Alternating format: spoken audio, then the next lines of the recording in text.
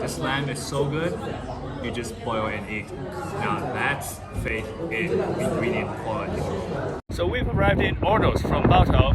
In the afternoon, we are going to visit the tomb of Genghis Khan. But first, we're gonna have lunch. We're here at a residential area in the south of the city, and the restaurant that we are going to check out is called 叫拌手指羊. 手指羊 means point that lamb, and that's actually a story involving Genghis Khan behind this kind of food. But I'll leave the details in the description section.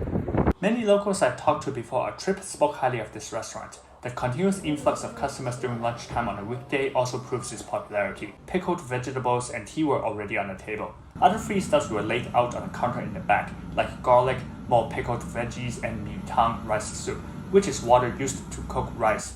Knobs of raw garlic are frequently seen on tables in northern China because people like to eat them raw.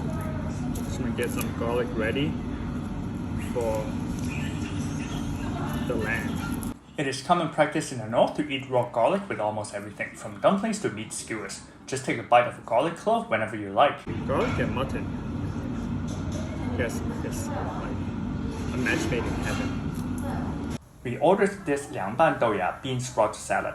It had surprisingly spicy green peppers, which helped cut down the greasiness of the upcoming mutton, but otherwise unmemorable. These 辅料 or accessory ingredients consisting of tofu, cabbage, and chewy potato starch noodles were decent because they were served with the broth in which the lamb was cooked. There's nothing special about the broth. It's just water with a handful of scallion, a shake of salt, and maybe a pinch of this or that. So it's all about the lamb, the absolutely amazing lamb. This lamb is so good, you just boil and eat. Now that's faith in ingredient quality. That's it, utterly simple. Some might even call it borderline boring, but just as excessively seasoning a good steak is a sin, I reckon all true carnivores will appreciate the essence of the meat. That's what wins it for me. Lamb gaminess without funkiness. Oh man, just look at this meat. Beautiful. I'm gonna keep this. I kept that, I ate that, and I thoroughly enjoyed that. Same could be said for all the other pieces on our plate. Trust me, it was far from boring. A lot of choices in the meat. You take your pick. Got some really nice fatty pieces. And also very lean parts.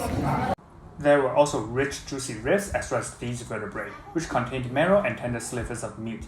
We ordered 1 kilo of lamb, so approximately 36 ounces or roughly equal to a standard tomahawk ribeye. Like a good steak grilled with love, we had no problem finishing everything. After the meal, we drove to the mausoleum of Genghis Khan. The estate is huge, and we've never seen any scenic area with an exclusive entryway as long and grand as this. A full show of respect to the great Khan. In front of the steps leading up to the mausoleum is an arch with a design inspired by the entrance gate of the Sun Yat-sen Mausoleum, drawing comparison between the two immortalized leaders. The main complex is a multi-ethnic marriage of harmony and unity. The yellow dome represents Mongolian Gur, and the octagonal body of the structure symbolizes Han culture.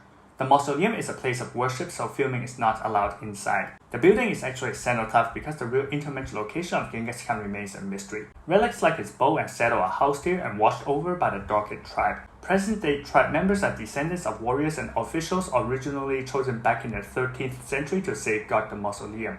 According to our tour guide, today these guardians are civil servants and entitled to the same compensation and privileges. It was pretty interesting to hear stories about Genghis Khan and his people, especially after a meal based on a story about Genghis Khan and his general. As I said at the start of the video, I'll leave that story in the description section. 再见!